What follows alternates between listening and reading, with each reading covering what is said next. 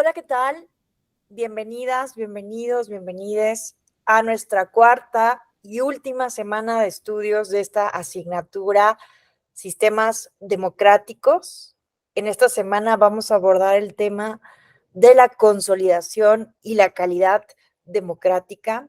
Hemos estado viendo a lo largo de estas semanas el concepto de democracia desde una concepción mínima a una concepción maximalista. Hemos estado viendo el concepto de transición y de olas democráticas desde Samuel Huntington principalmente.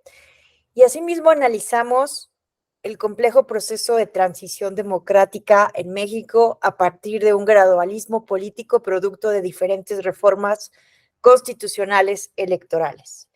Pero justamente esta semana queremos invitar al análisis, a la reflexión sobre la calidad democrática y ese proceso que también es necesario para mantener un régimen democrático, lograr su estabilidad en el tiempo. Porque no basta la transición de un régimen autoritario o no democrático a uno no democrático. Hoy en día abunda la literatura sobre la muerte de la democracia. Vimos con Huntington que hay contraolas democráticas y que también se usa otro concepto como el de la regresión democrática. Es decir, que el hecho de transitar a la democracia, recordemos que transitar significa cambiar, el hecho de cambiar de un régimen autoritario a un régimen democrático no garantiza la consolidación de este régimen y mucho menos la calidad, ¿no? Es por ello que justamente esta semana vamos a abordar estas ideas. Pero, ¿qué es la consolidación?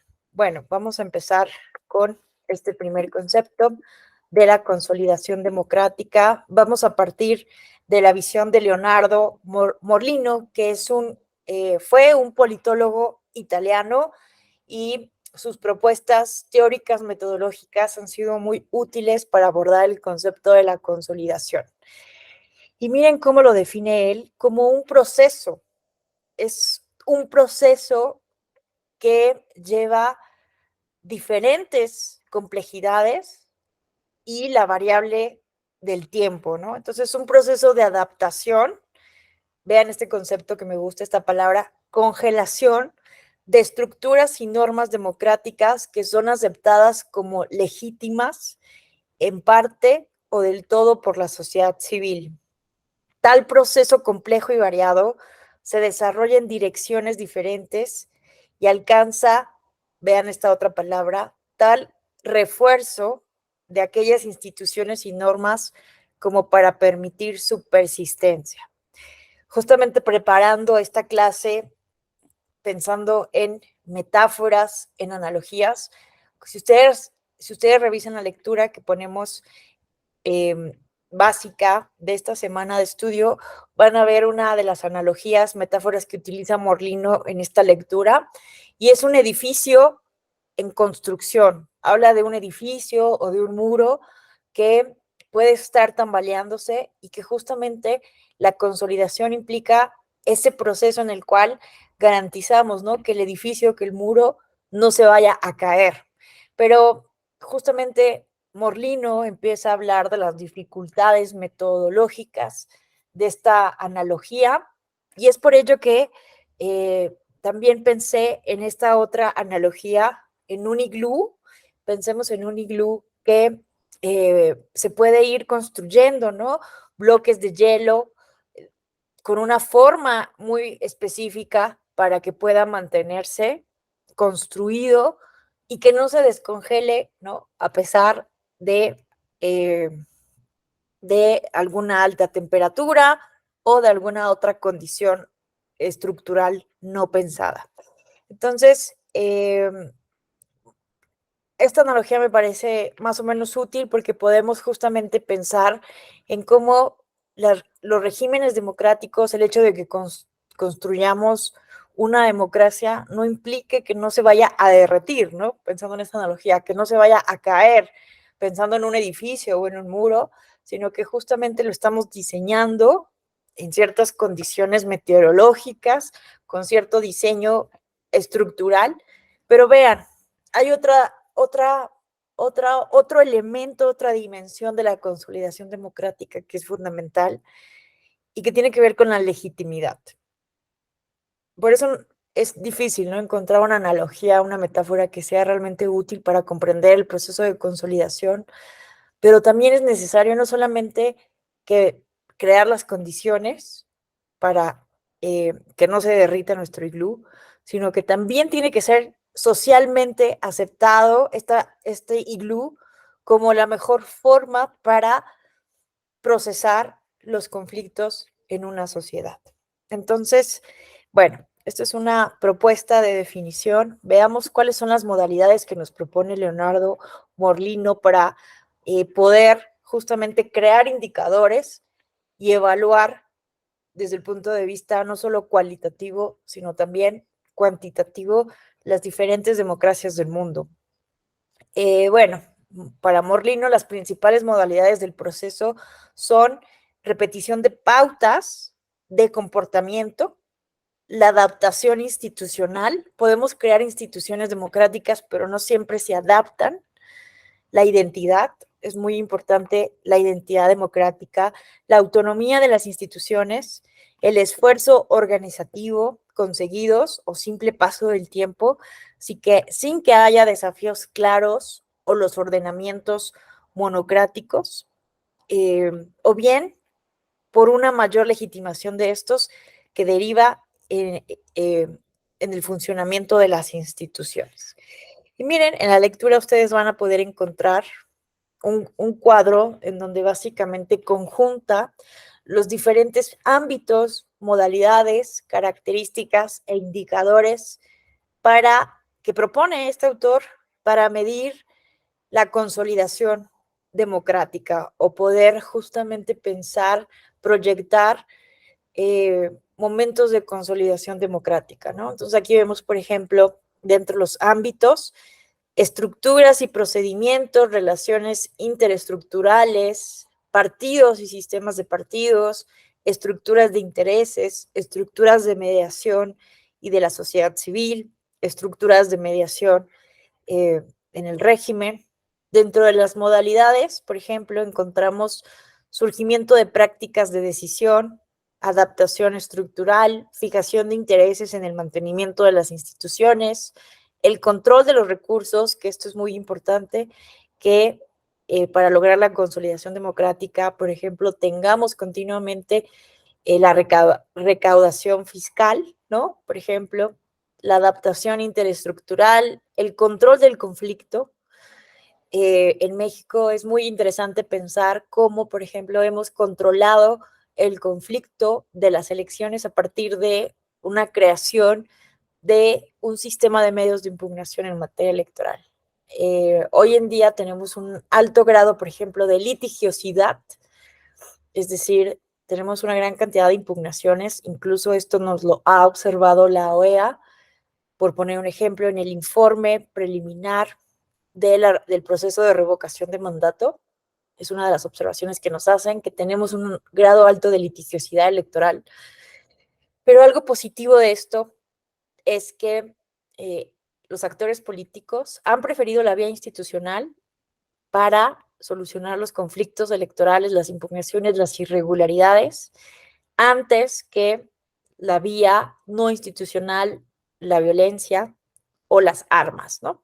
Que eso fue uno de los principales problemas que tuvimos al inicio del siglo XX, después de la Revolución Mexicana, ¿no? Cómo institucionalizar el poder político justamente después del asesinato de Álvaro Obregón, como estuvimos platicando la semana pasada. Sin embargo, también vemos un aspecto negativo de esta práctica, que puede ser que los actores políticos buscan conseguir justamente en los tribunales lo que no consiguen en las urnas, y también eso puede ser problemático en términos culturales, en términos de legitimidad. En fin, ¿cuáles son las características? Por ejemplo, pues aquí también tenemos diferentes características de estas modalidades que sirven justamente para la creación de indicadores como modificaciones legislativas, como les mencionaba, el funcionamiento de la recaudación fiscal, estabilidad gubernamental. Fíjense, algo muy interesante, para Morlino es fundamental en las democracias consolidadas lograr la neutralidad militar.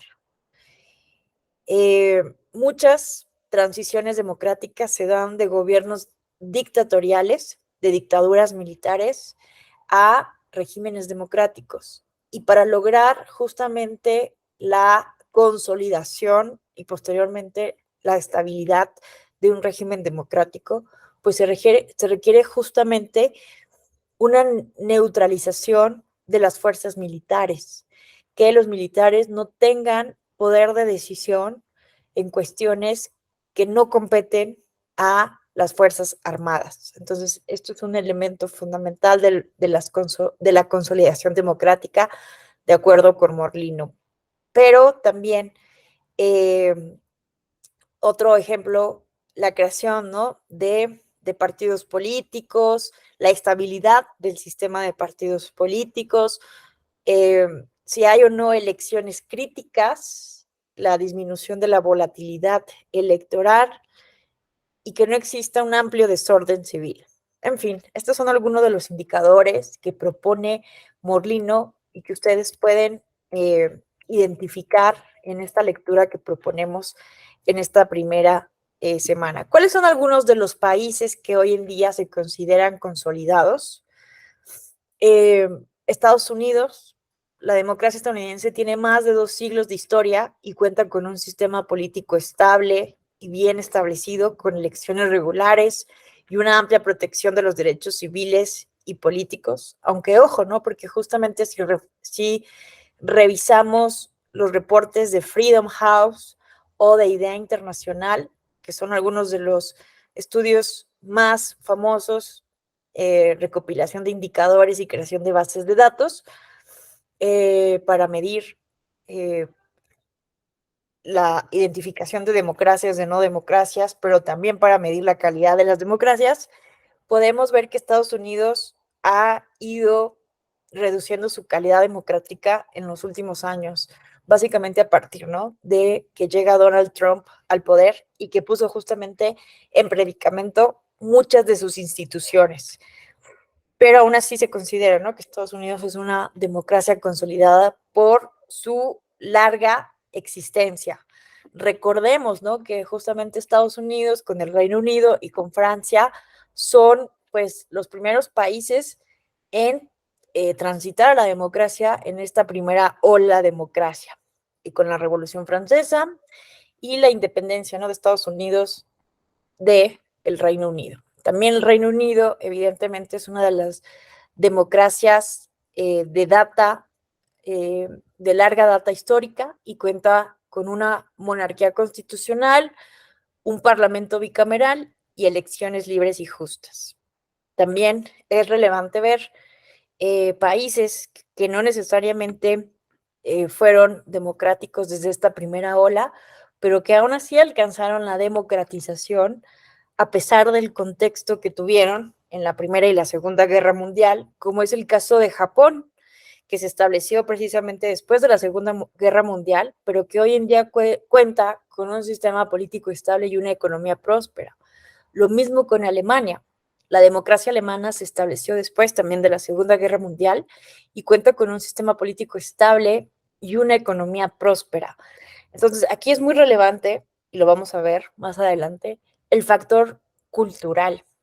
¿Cómo hicieron los alemanes para consolidar su democracia? Imagínense esta situación en donde pues los alemanes se sentían eh, realmente culpables, por decirlo de alguna manera, después de todo lo que hizo Hitler, ¿no? Y que ellos básicamente estuvieron de acuerdo con el régimen nazi en un inicio, ¿no? Antes de ver todas las atrocidades.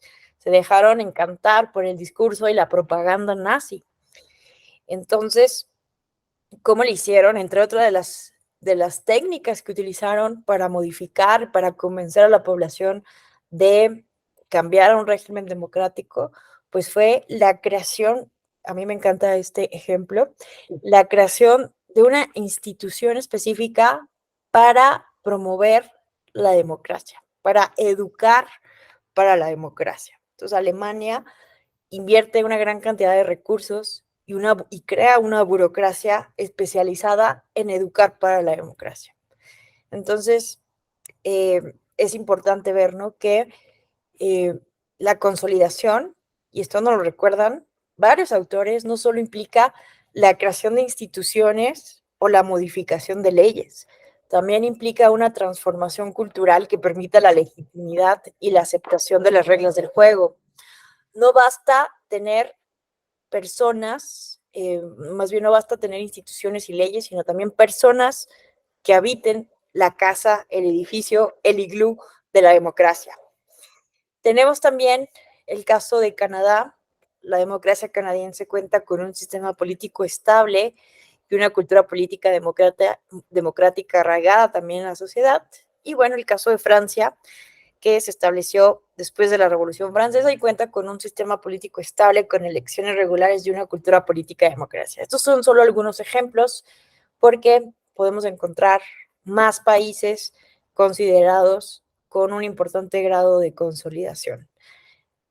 Pero ojo, ¿no? Porque depende del autor, que en este caso lo estamos analizando desde la metodología de Leonardo Morlino, pero depende del autor o la autora y de los indicadores utilizados para justamente identificar los países. Esta literatura siempre está puesta en crítica, ¿no?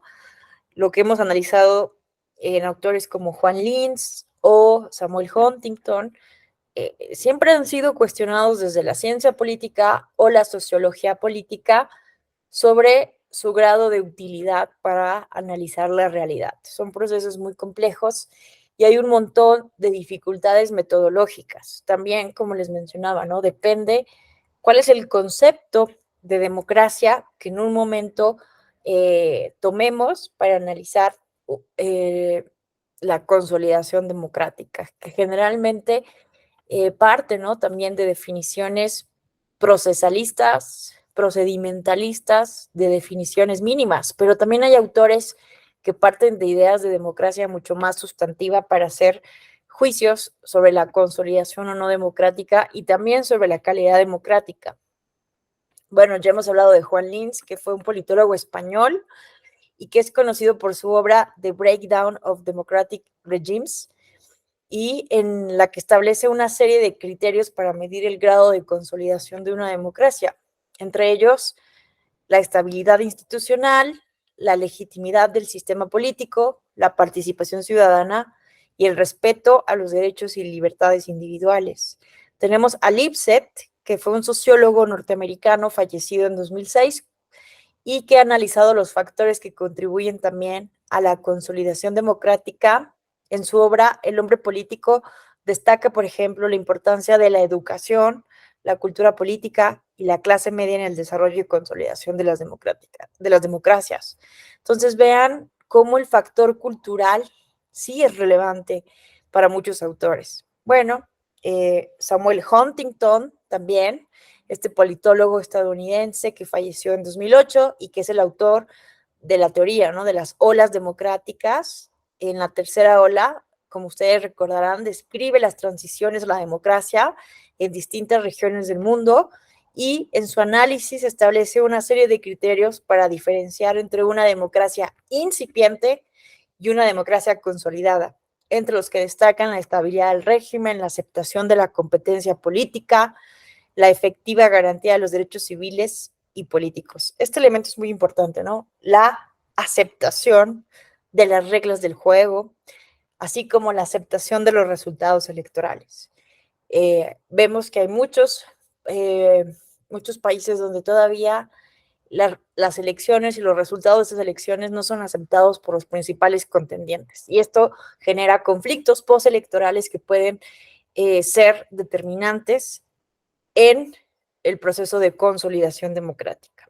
Tenemos también a Larry Diamond, quien es un politólogo norteamericano, profesor de la Universidad de Stanford, quien ha trabajado extensamente sobre la consolidación de la democracia en distintas partes del mundo. Tiene una obra que recomiendo mucho revisar, The Spirit of Democracy, en donde justamente propone una serie de indicadores para evaluar la calidad de la democracia, entre los que destacan la participación ciudadana, la transparencia, la responsabilidad gubernamental y el Estado de Derecho. Entonces, vean cómo hay autores que van proponiendo otro tipo de indicadores justamente para evaluar la consolidación democrática. No solamente basta creación de instituciones, elecciones continuas o creación de instituciones, sino que también es importante la participación y que las instituciones sean transparentes y que exista también un Estado de Derecho,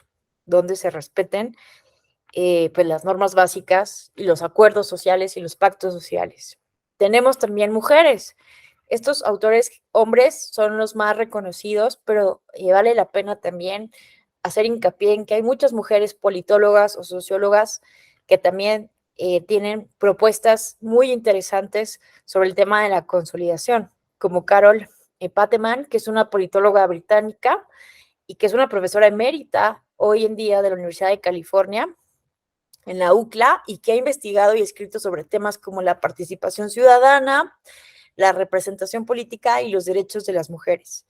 En su obra Participatory Democracy Revisited, propone un modelo de democracia participativa que busca ampliar y profundizar la participación ciudadana en el proceso político. Entonces veamos cómo hay estudios ya que también trascienden la lógica de la democracia representativa y que también en un escenario de crisis de la democracia representativa, donde hay un fuerte desencanto de la ciudadanía hacia las elecciones, hacia las instituciones de la democracia, sobre todo hacia los parlamentos, los congresos, las asambleas y los partidos políticos. Son, como mencionábamos, las instituciones de la democracia con el menor grado de legitimidad y el menor grado de confianza. Entonces, evidentemente, si uno de los indicadores para evaluar la consolidación democrática es la legitimidad, y vemos que hoy en día hay muy baja legitimidad en la democracia representativa y en las instituciones más importantes para llevar a la ciudadanía a los cargos de elección popular, que son los partidos políticos, pues justamente entendemos la importancia de trascender un modelo de democracia representativa hacia modelos de democracia más participativas, que, por ejemplo, vemos también en la literatura, ¿no? Expresiones como transitar de un modelo de democracia representativa 1.0 a un modelo de democracia 2.0, ¿no? Que justamente modifique las relaciones de participación y la interacción entre los representantes y la ciudadanía.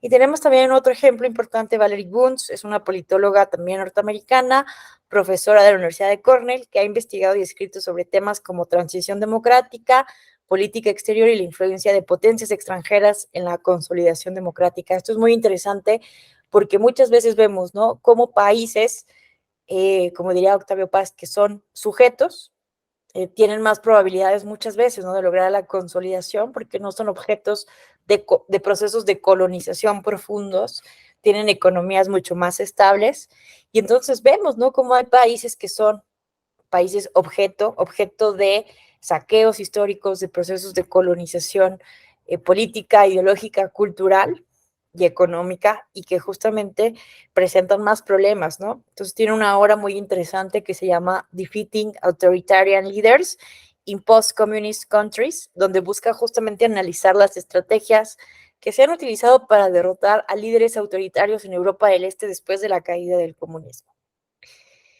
Bueno, entonces, estas son algunas ideas que son relevantes para tener en cuenta sobre la consolidación, pero invitamos a hacer la lectura de estas obras, de estas propuestas teóricas. Vamos ahora a ver el tema de la calidad democrática, que es diferente, ¿no? Una cosa es lograr que las instituciones democráticas, las leyes, las prácticas logren un reforzamiento, una permanencia, una repetición en el tiempo, y otra cosa que esas instituciones, que esas prácticas, pues tengan una calidad, ¿no? Entonces, básicamente, el concepto de calidad democrática implica que las instituciones políticas y los procesos electorales cumplan con ciertas características valiosas, como que sean procesos electorales libres, justos, transparentes, que las decisiones sean tomadas de manera inclusiva, participativa, equitativa. Por muchos años hemos tenido democracias en donde las decisiones han sido tomadas principalmente por hombres y por ciertas élites, ¿no? Entonces, importa mucho en ese sentido visiones de democracia mucho más sustantivas, en donde también puedan participar mujeres y otros grupos históricamente discriminados, como personas indígenas, personas con alguna discapacidad, personas de la diversidad sexogenérica, de la población LGBTIQA+. También implica el respeto y protección de derechos y libertades individuales y colectivas, evidentemente también el Estado de Derecho y la separación de poderes. Puede ser muy tenue la frontera entre diferentes conceptos, ¿no? Consolidación, calidad democrática. Podemos encontrar variables que se repiten y es uno de los retos metodológicos, justamente evitar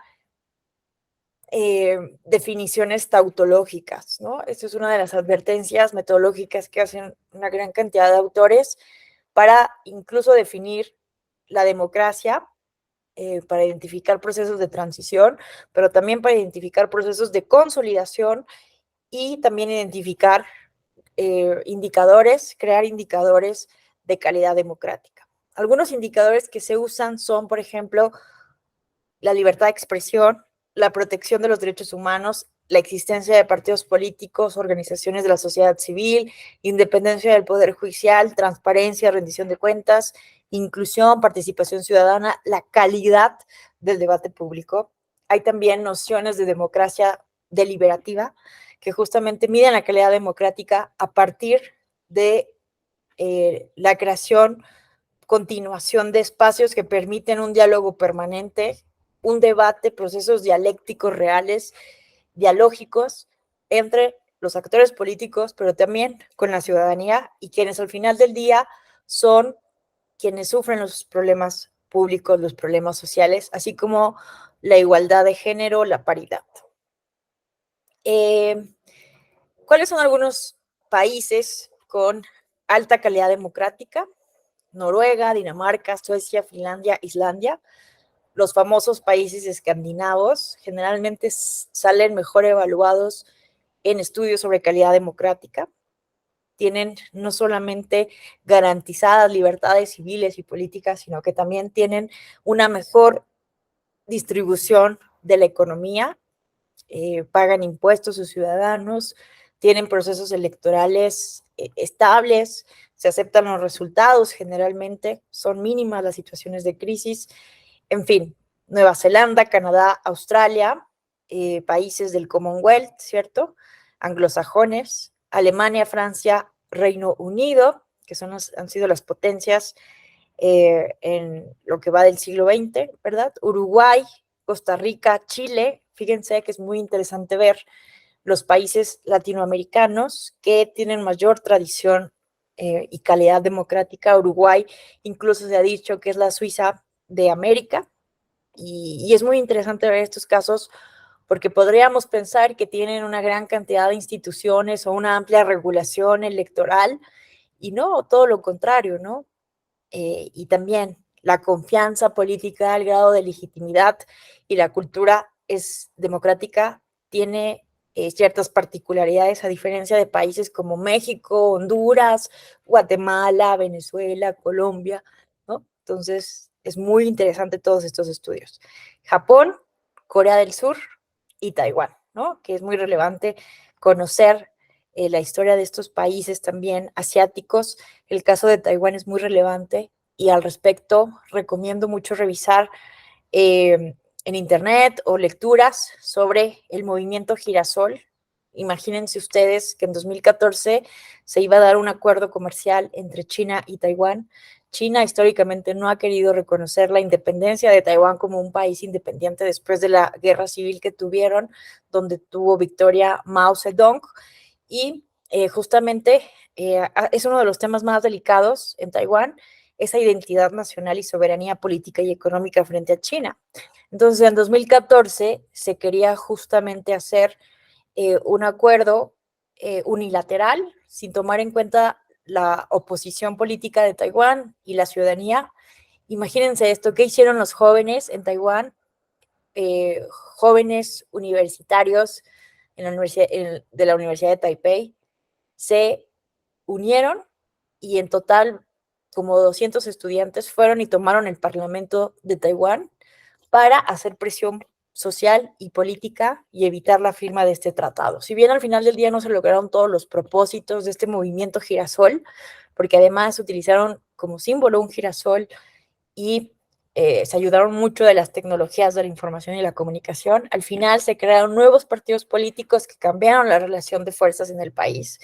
Y hoy en día Taiwán es uno de los países, bueno, lograron también llevar a la primera mujer a la presidencia en Taiwán y justamente lograron consolidar un sistema de democracia participativa, de democracia digital. Entonces, muy interesante el caso de Taiwán.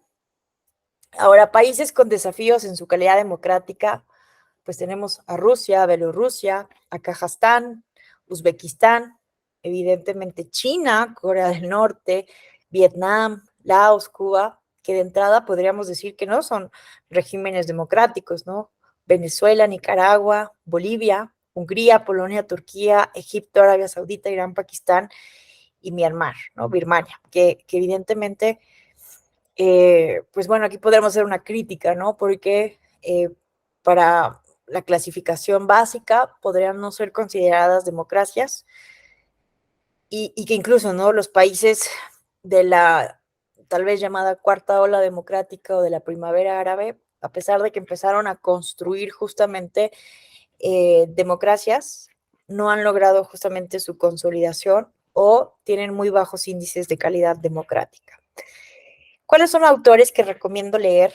Además de las lecturas que les vamos a poner aquí como bibliografía básica, es decir, como bibliografía complementaria. Amartya Sen ha enfatizado, por ejemplo, la importancia de la libertad y la igualdad en la evaluación de la calidad democrática y ha propuesto un enfoque de desarrollo humano que considera no solo el crecimiento económico, sino también la educación, la salud, la seguridad y la libertad política.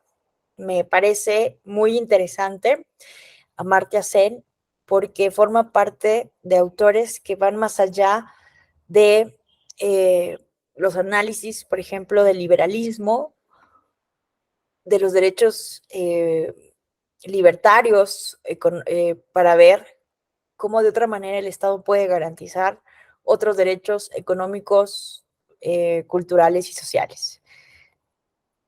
Susan Stokes es una politóloga norteamericana, actualmente profesora de la Universidad de Yale, y ha investigado y escrito sobre temas sobre accountability, que es la rendición de cuentas, ¿no? La representación política y la calidad de la democracia.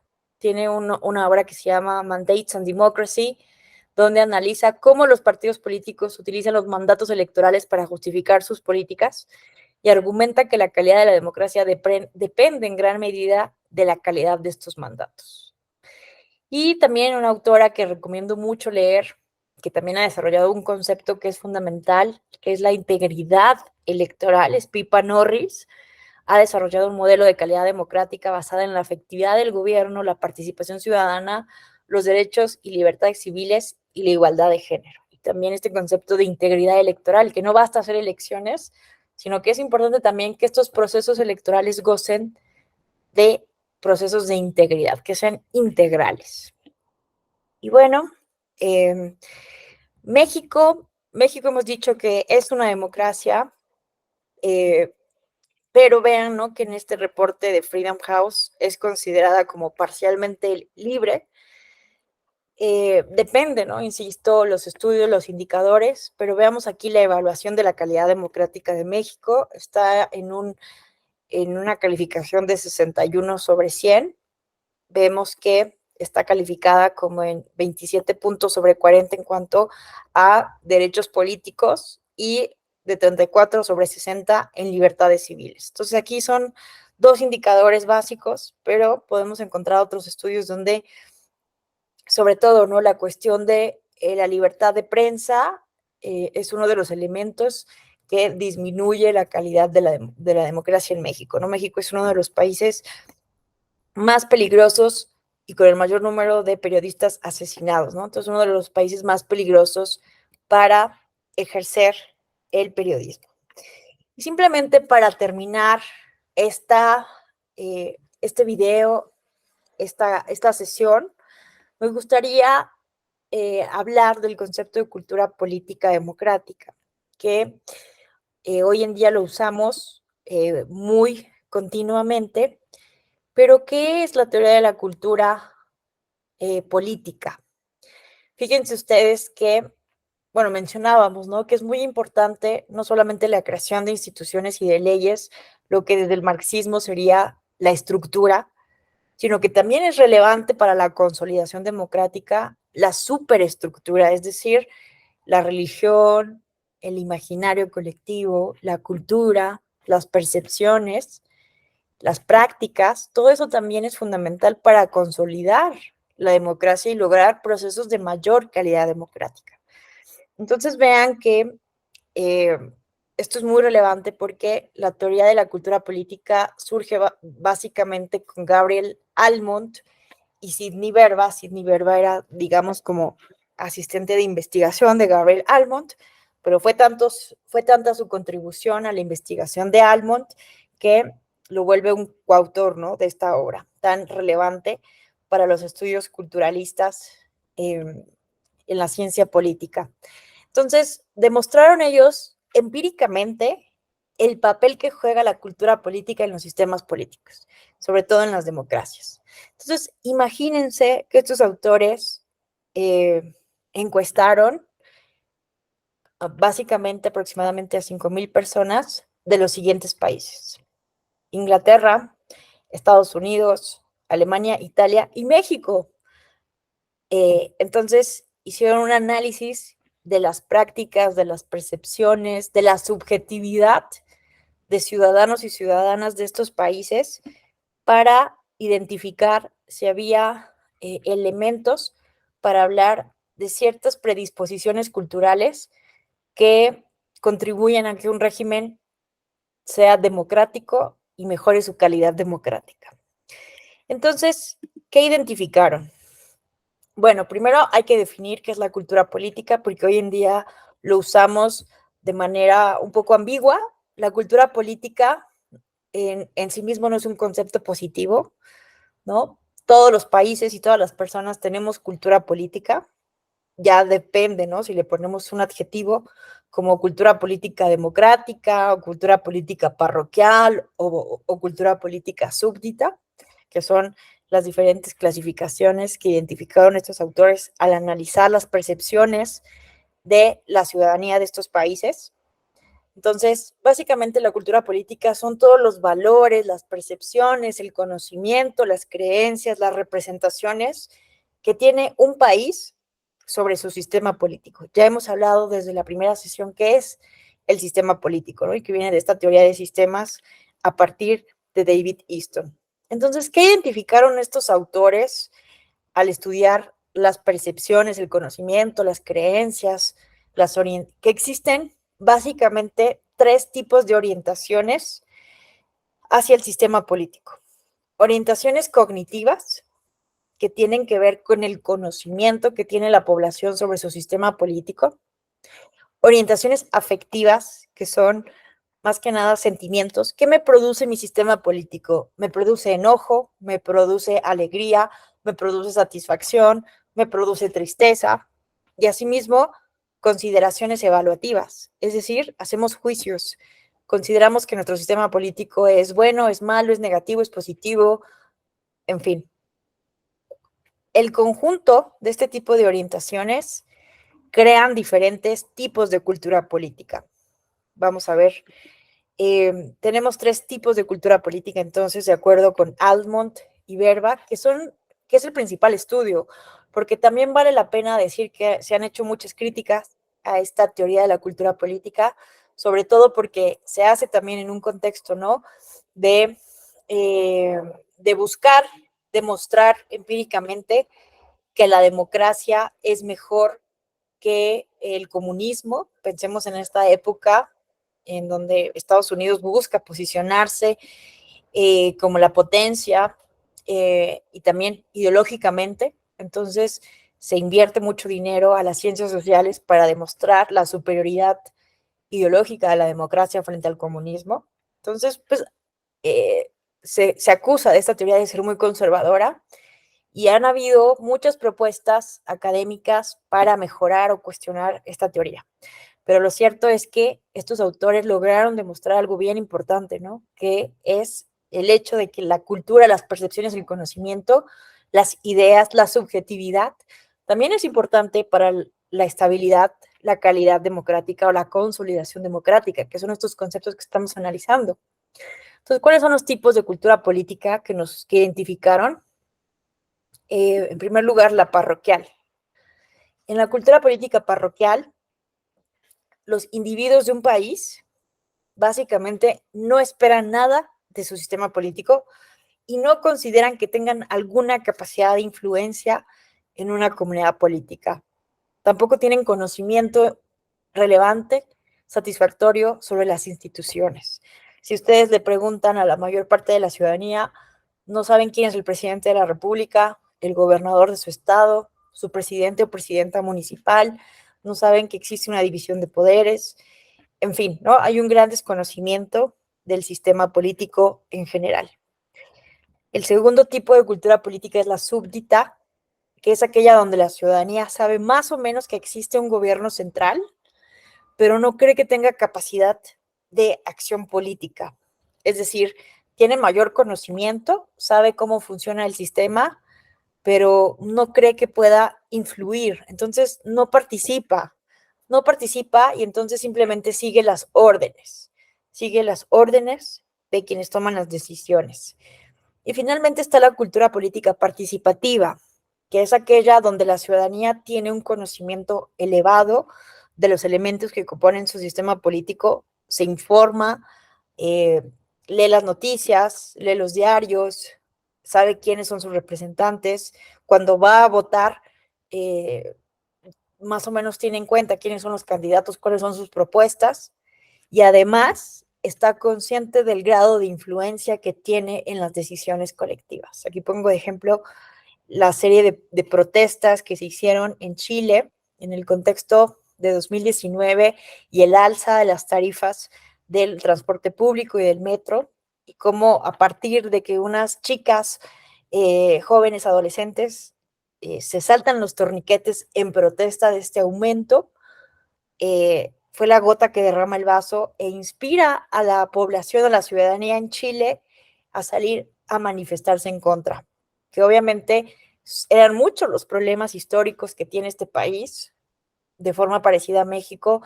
Bueno, ellos fueron uno de los modelos principales del modelo neoliberal de la Escuela de Chicago y históricamente, si bien su economía ha tenido importantes crecimientos, pues también hay una desigualdad económica importante. La redistribución de la riqueza no es igualitaria.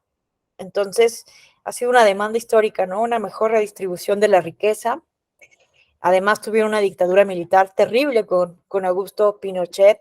En fin, fueron conscientes los chilenos del poder que pueden tener a partir de las manifestaciones. Desafortunadamente, el gobierno reaccionó de manera represiva con un uso desproporcionado de la fuerza. Algunos chilenos activistas les lanzaron balas de goma, perdieron la vista temporalmente o incluso algunos perdieron un ojo. Entonces, imagínense, al final del día, estas protestas lograron un acuerdo con las élites políticas para crear una nueva constitución. Se hizo un plebiscito que tuvo una mayoría arrasadora por el sí, se hizo una asamblea constituyente, porque además la constitución provenía de la dictadura de Augusto Pinochet y no tenía la legitimidad. En fin, se hizo toda una asamblea constituyente, se hizo una propuesta de constitución, pero vean qué cosas, se rechazó esta propuesta porque parecía ser muy progresista y no gustó. Entonces todavía Chile está en ese proceso de lograr una constitución que sí logre legitimidad y un acuerdo importante. Pero ¿qué nos dicen estos autores? Que la combinación de estas tres culturas políticas, pero con una predominancia de la cultura participativa, es lo que podemos entender como cultura política cívica. No se espera en una cultura política cívica o democrática toda la población participe, tenga una cultura política participativa. Siempre va a haber población con una cultura política parroquial o súbdita, pero se espera que la mayor parte de la población sí esté informada, sepa cómo funciona el sistema político, tenga actitudes también positivas de confianza hacia las instituciones, hacia los líderes, y que también sepan que pueden influir en las decisiones. Eso es la cultura política cívica o democrática. Entonces, fue muy interesante ver cómo México fue catalogado en los años 60 con una cultura política parroquial, Alemania e Italia con una cultura política súbdita y Estados Unidos e Inglaterra con una cultura política participativa, más democrática. Entonces, bueno, democrática, cívica. Entonces, esto se ha ido relativizando o cuestionando. No es que los norteamericanos o los ingleses tengan todos un gran conocimiento del sistema. Hemos visto, ¿no?, que justamente con Donald Trump se han ido intensificando sentimientos de xenofobia, de nacionalismo en los norteamericanos. Entonces, obviamente podemos matizar las conclusiones de estos informes, pero es muy relevante ver, ¿no?, que justamente se puede modificar la cultura política, aunque esto hay que saberlo, tarda muchas generaciones, porque se necesita, como vimos en el caso de los alemanes, la comprensión de que la cultura importa, la ética importa y que se necesita invertir recursos. A mí me parece que en México no lo hemos entendido todavía muy bien y siempre el tema de la cultura cívica, de la ética, es relegada hasta el último nivel, ¿no? Veamos simplemente cuánto dedicamos del presupuesto público a la ética, a la cultura cívica. Y bueno, hoy en día podemos decir que ya no nos encontramos en una cultura política parroquial. Esto fue evaluado en México antes de transitar a la democracia. Entonces, evidentemente, hoy podremos estarlo entre una cultura política súbdita y una cultura política cívica, pero todavía falta reforzar el conocimiento, las orientaciones y las prácticas de nuestro país. Y bueno, aquí me gustaría finalizar esta sesión con una cita de Ronald Inglehart, que también ha estudiado mucho la cultura política y tiene obras muy interesantes junto con Pippa Norris para conocer cómo podemos transformar la cultura política de las democracias. Y voy a permitirme leer. La evolución y perspectiva de una democracia estable requiere la aparición de ciertas actividades y hábitos de apoyo entre la población. Esta cultura política consiste en un consenso sobre ciertas reglas de juego o procedimientos constitucionales y el surgimiento de ciertas actitudes culturales básicas, como la confianza interpersonal, la predisposición de participar en política y un compromiso de largo plazo de la población con las instituciones democráticas. Entonces, vean qué interesante. Y si vemos, ¿no?, México en promedio está por debajo del promedio nacional de América Latina, de acuerdo con el grado de satisfacción con la democracia. Entonces, todavía hay mucho que necesitamos hacer a nivel cultural en México, no solamente para garantizar, ¿no?, la consolidación y mejorar la calidad democrática, sino también grados de aceptación de la ciudadanía con la democracia. Entonces, aquí les dejo también datos eh, de, de México sobre justamente grado de satisfacción con la democracia, que sigue teniendo niveles muy bajos, también en comparación con otros países de la región. Y con esto, básicamente, cerraríamos nuestra cuarta semana de estudios. Vamos a dejarles estas lecturas básicas y complementarias para que ustedes puedan profundizar sus conocimientos y sus reflexiones sobre la consolidación y la calidad democrática. Muchas gracias por su atención y les deseo mucho éxito en la maestría en Derecho Electoral. Hasta la próxima.